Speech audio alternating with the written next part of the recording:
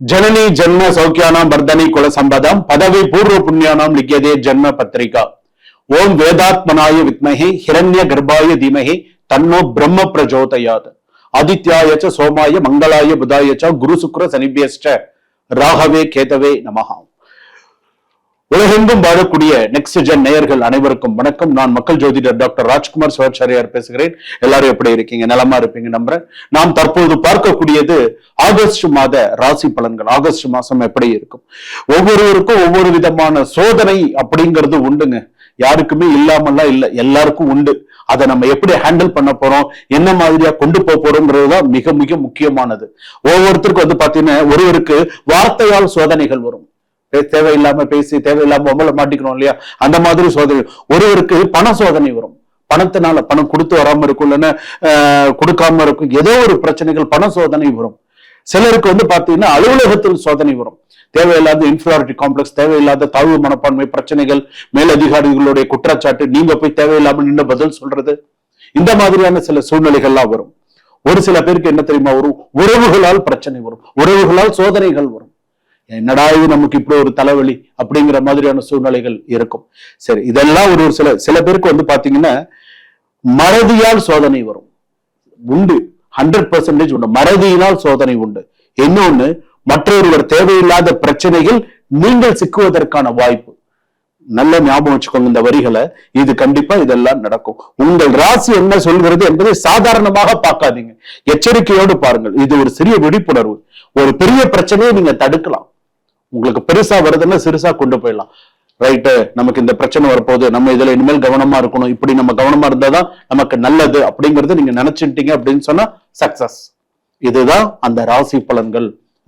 மாத ராசி பலன்கள், வார ராசி பலன்கள் சொல்றோம் இல்லையா. நீங்கள் விழிப்புணர்வுடன் எச்சரிக்கையுடன் இருக்க வேண்டும். ரைட், நம்ம இதை சொல்லியிருக்காங்க, நம்ம இதெல்லாம் இப்ப இனிமேல் இப்படிதான் இருக்கணும் அப்படிங்கறது கொண்டு வருது. வாங்க வீடியோக்குள்ள போலாம். மேஷ ராசியில இருந்து மீன ராசி வரை ஆகஸ்ட் மாத ராசி பலன்களை பார்ப்போம். சிம்ம ராசி நேயர்களே, சிம்ம ராசிக்கு எப்படி இருக்கு இந்த ஆகஸ்ட் மாத ராசி பலன்கள் எப்படி இருக்கு அப்படிங்கறத நம்ம பார்க்க போறோம். நீங்க தாங்க ரொம்ப எச்சரிக்கையா இருக்கணும். ஏன்னு கேட்டீங்கன்னு வச்சுக்கோங்களேன், ராசியிலேயே பாத்தீங்கன்னா சுக்கிரன், ராசியிலேயே பாத்தீங்கன்னா கேது. நீங்க தான் இனிமேல் தான் நீங்க ரொம்ப எல்லா விஷயத்திலும் நீங்க தான் என்ன ஏற்கனவே அஷ்டமச்சனி ஒரு பக்கம் நடந்துட்டு இருக்கு, ஒரு பக்கம் ராசிக்கு 12ல விரயத்துல குரு. ஒரு சில விஷயங்கள் ஜாதகத்துல நம்ம எடுத்தோம்னு சொன்னா அந்த அளவுக்கு சிறப்பா இல்லை. நீங்க ரொம்ப எவ்வளவு எச்சரிக்கையா சில விஷயங்கள் கொண்டு போறீங்களோ அவ்வளவுக்குள்ள நல்லது. ஒண்ணு, அதாவது உங்களை வெறுத்த நினைப்பவர்கள் தேவையில்லை. உங்கள் கோபமும் என்னை யாரும் எதிர்க்க கூடாது என்ற குணமும் உங்களுக்கு போதும்.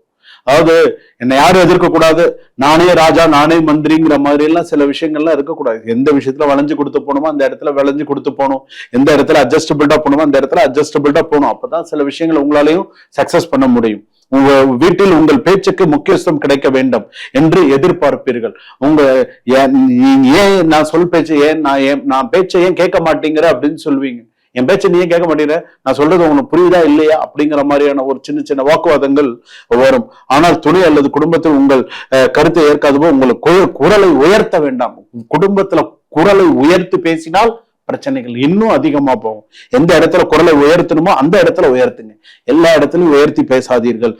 சிறிய ஈகோ பிரச்சனை பெரிய மனக்கசப்பாக மாறலாம். குடும்பத்தில் யார் பெரியவர் என்ற போட்டியை தவிர்க்கவும். நீ பெரியாளா நான் பெரியாளாடா, நீ என்னடா சொல்ற நான் என்னடா சொல்றது, அப்படியே இப்படியே கூட பிறந்த அண்ணன் தம்பியா இருக்கட்டும், பிரச்சனை ஏதாவது ஒரு பிரச்சனையை கொண்டு ஏதாவது ஒரு தலைவலிய அந்த இடத்துல வந்துடும்.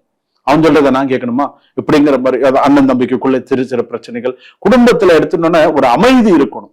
குடும்பம்னு எடுத்துட்டா ஒரு அமைதி இருக்கணும், ஒரு நம்பகத்தன்மை இருக்கணும், ஒரு விட்டு கொடுத்து போகணும். சோ நம்ம இப்படிதான் இந்த மாதிரி சில விஷயங்கள் கொண்டு போனீங்க அப்படின்னு சொன்னா அந்த வாழ்க்கை நமக்கு சிறப்பாக இருக்கும். அது ஒண்ணு ஞாபகம் வச்சுக்கோங்க. ரெண்டாவது, வேலை செய்யக்கூடியது உங்கள் திறமையை நிரூபிக்க மேலதிகாரி நேரடியாக மோத வேண்டாம்.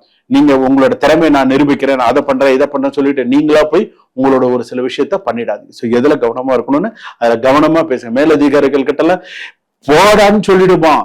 அவ்வளவுதான், நீ கிளம்புடா, நீ இல்லைன்னா எனக்கு இன்னொரு ஆளுன்ட்டு போயிடுவான். உன்னுடைய குடும்ப கமிட்மெண்ட் உனக்கு 1000 இருக்கும், அவன் போடான்ட்டுருவான். நீ வெளில போ, எனக்கு நீ இருந்து எனக்கு ஒன்னும் ஆகப்படுறது இல்லை அப்படின்ட்டுருவான்.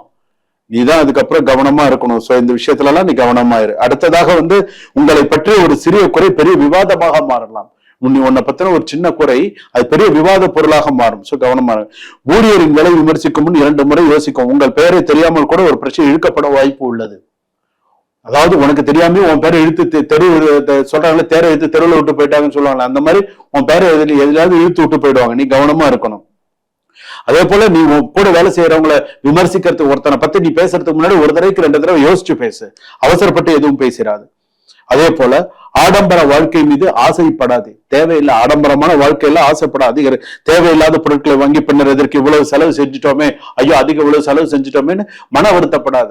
எதுவுமே வருமுன் கப்பம், prevention is better than cure. அந்த மாதிரி யோசி.